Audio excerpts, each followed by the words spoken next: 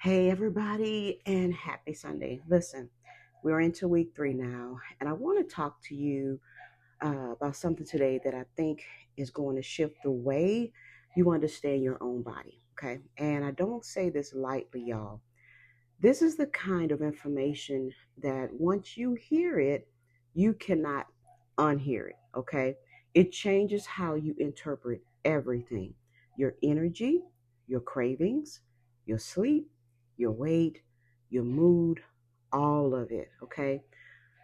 But first, let me ground us in where we are this month, the month of February, and why this matters. Okay.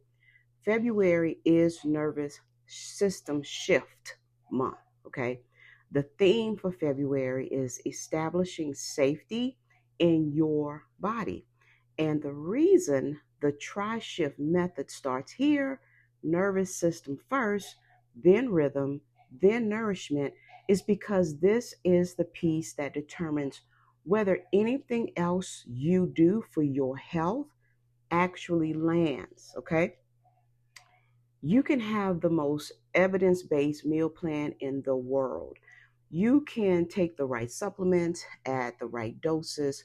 You can exercise 5 days a week.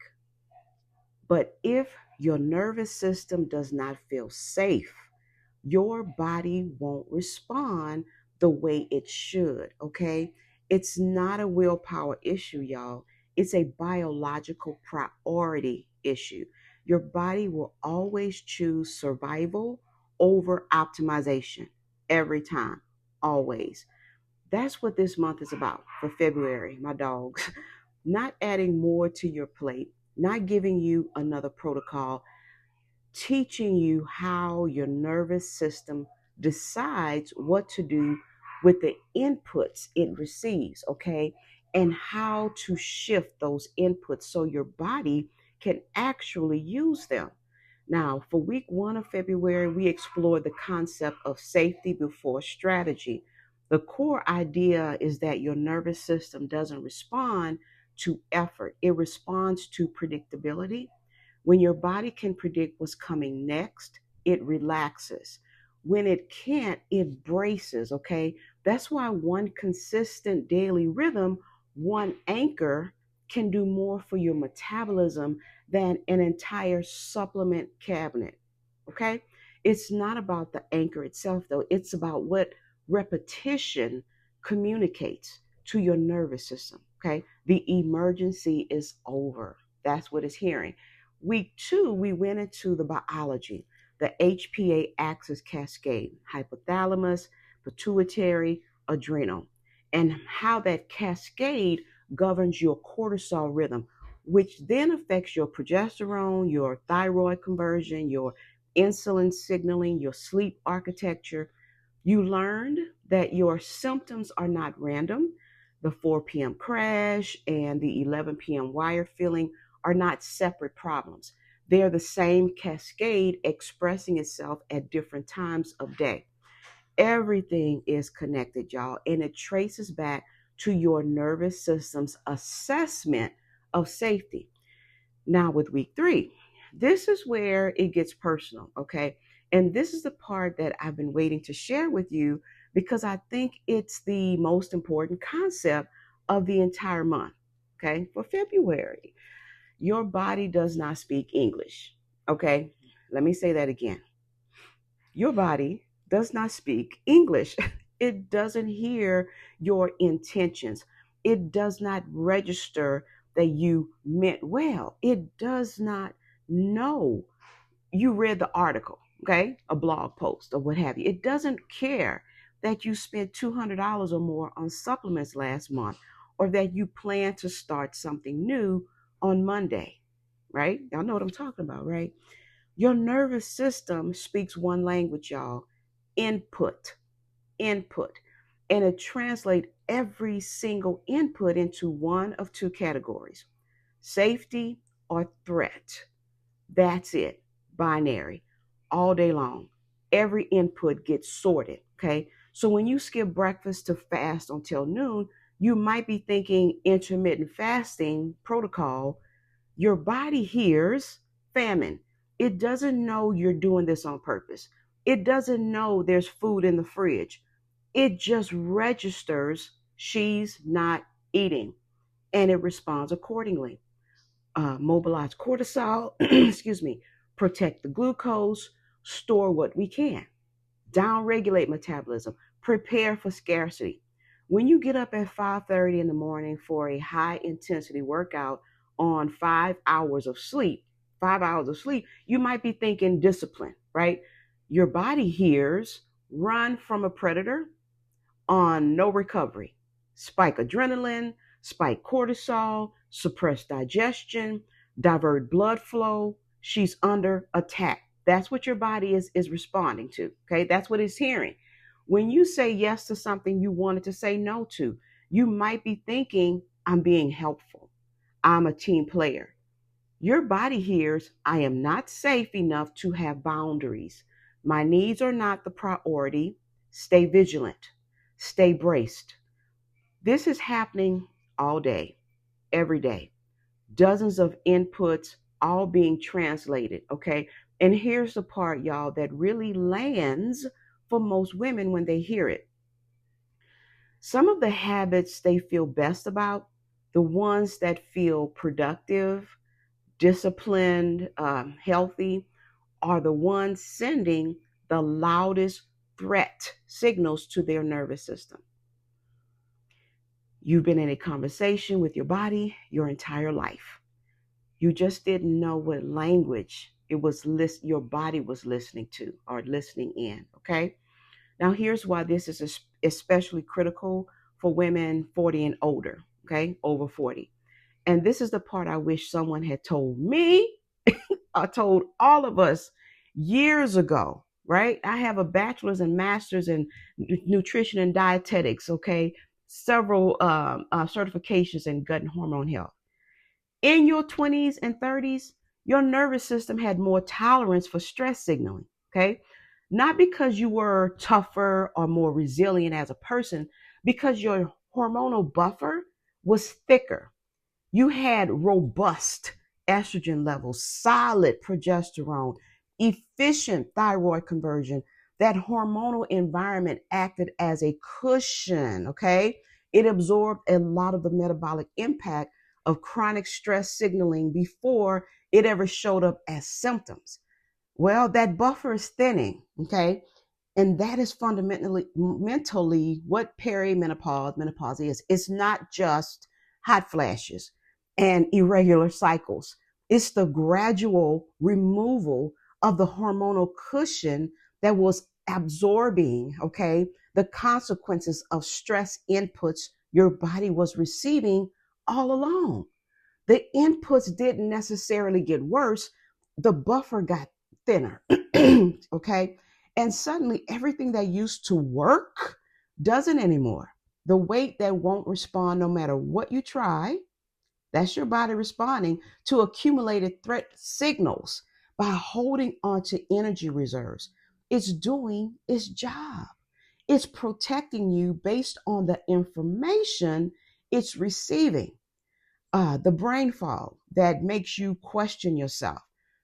That's cortisol impairing prefrontal cortex function. Your HPA axis is prioritizing survival over higher order thinking. It's not cognitive decline, so to speak. It's a resource allocation decision your body is making based on perceived threat load. The 3 p.m. crash followed by the 11 p.m. wired feeling, that's a cortisol curve that's flipped.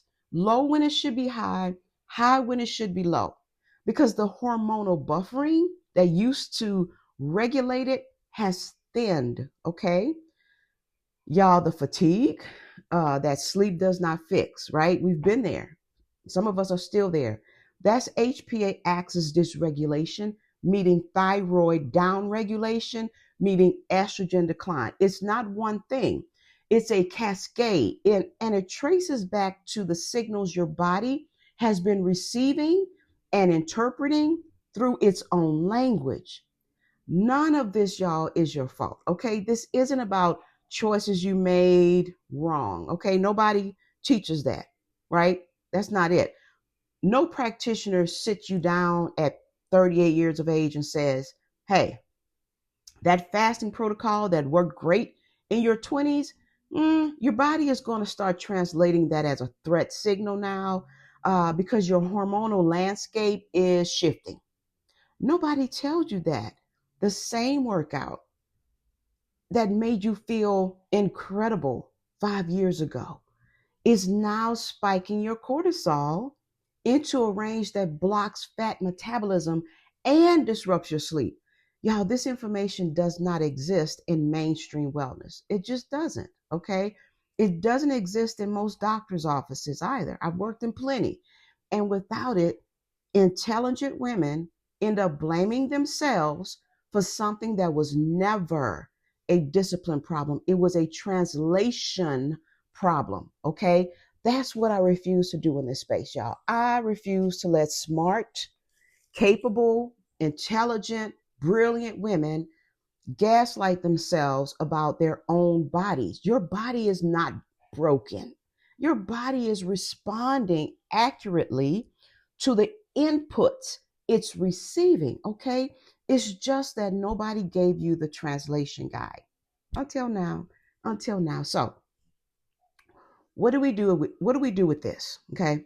This is where your Sunday flow card comes in this week. Okay, go back and look at it if you haven't already. And if you have, take a look at it again.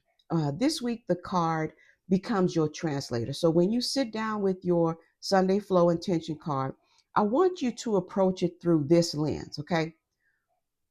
What have my inputs actually been communicating to my body? Not what I intended them to say, not what I hoped they meant. What did my body actually hear? Then look at your daily life and see if you can identify one input, one habit, one pattern, one routine that your body might be interpreting as a threat signal. Just one, y'all, just one. And this week, replace it with one safety signal, one swap. Same swap every day, okay? Some examples could be instead of fasting until 11 a.m., eat within 90 minutes of waking. Or instead of high intensity exercise on low sleep, walk instead. Instead of scrolling in bed, turn your screen off an hour before you go to sleep. Instead of working through lunch, eat sitting down at a consistent time, no distractions. Instead of automatic yes, practice one boundary, one swap, and be consistent, okay, all week. That's it, all week, just one. You might notice your brain offering thoughts like, but that's what works for me, or that seems too simple to matter. Y'all, those thoughts are worth noticing, okay, if you're having those kind of thoughts. They're part of the pattern. The body and the mind both have habits, okay? And sometimes the mental habit of defending a routine is connected to the same stress pattern the routine is feeding. Let that land for y'all. So just notice it, okay? And choose to swap anyway. Choose it anyway and see what happens. Now, here's what I want you to understand about where we are in this process. Week 1 introduced the principle, safety before strategy, predictability over effort. Week 2 revealed the biology, the HPA cascade. Go back and look at all of that if you haven't. That connects your stress response to every hormone in your body. And week 3 is where you take that knowledge and you turn it into a practice you can use every single day for the rest of your life. Okay, and we are in week 3. This isn't a 1-month exercise, y'all. What you're learning right now, how to read your own inputs through your body's language. Y'all, this is metabolic literacy. This is the skill that makes every future health decision more informed, more precise, and more effective. Because once you understand what your body is actually hearing, you stop guessing. You stop following generic protocols. You start making choices based on what your nervous system needs, yours, okay? And y'all, that changes everything.